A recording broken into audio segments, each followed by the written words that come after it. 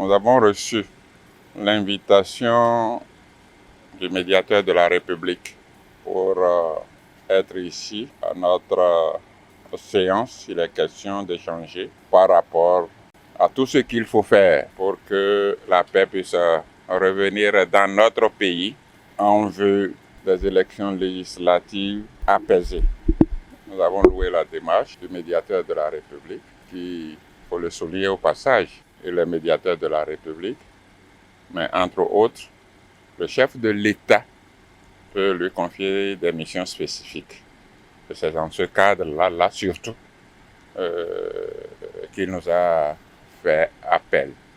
Nous lui avons fait des suggestions à lui de faire la synthèse de ces suggestions en relation avec ses collaborateurs et rendre compte au chef de l'État. Si ce que nous venons de dire ici peut recevoir l'écoute du chef de l'État et de la représentation nationale, nous pensons que les choses iront au mieux. Donc, nous avons assisté à des perturbations tout dernièrement lors des élections législatives, des élections communales et de l'élection présidentielle. Je pense qu'il faut toujours tirer leçon du passé, s'inspirer du passé pour pouvoir construire le présent.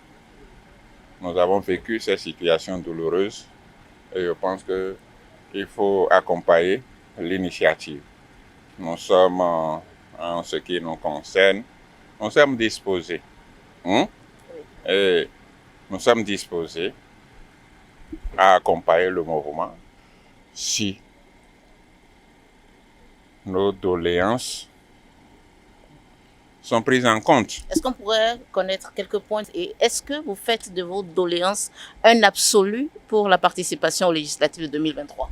Nous nous sommes constitués en parti politique et nous ne pouvons pas dire, en aucun cas dire, que de nos doléances, ça devient un point absolu. Sans ça là, il n'y aura pas de participation. Puisque sans ça là, nous avons assisté à d'autres partis. Seulement que ça ne fait pas l'unanimité. Il ne sert à rien parce que ceux qui sont là au jour d'aujourd'hui, ce n'est pas bien quand on entend que bon, Parlement monocolore.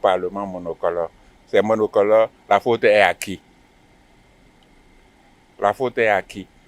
Si celui qui se reconnaît dans ces adjectifs qualificatifs là, s'il trouve que bon, ce que j'ai fait pour que ça soit monocolore, ça mérite d'être changé, bon, on n'a même pas besoin d'être ici, parce que chacun a une part de responsabilité dans tout ça là.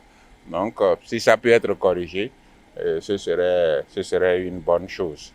Donc, pour qu'on ne parle plus de Parlement monocolore, ce serait une bonne chose. Mais nous sommes tous des Béninois. Bien sûr. Il n'y a pas des Béninois à part que tout le monde soit au même niveau pour aller sur l'aire de jeu.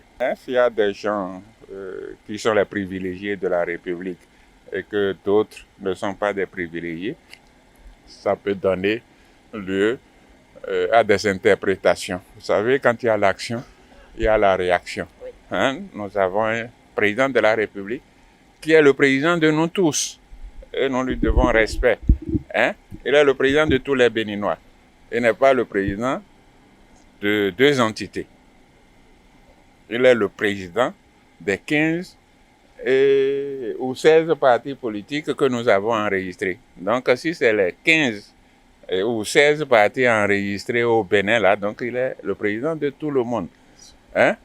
Votre président, en votre qualité de journaliste, notre président en tant que politicien, c'est notre président. Nous devons l'aider à mieux faire.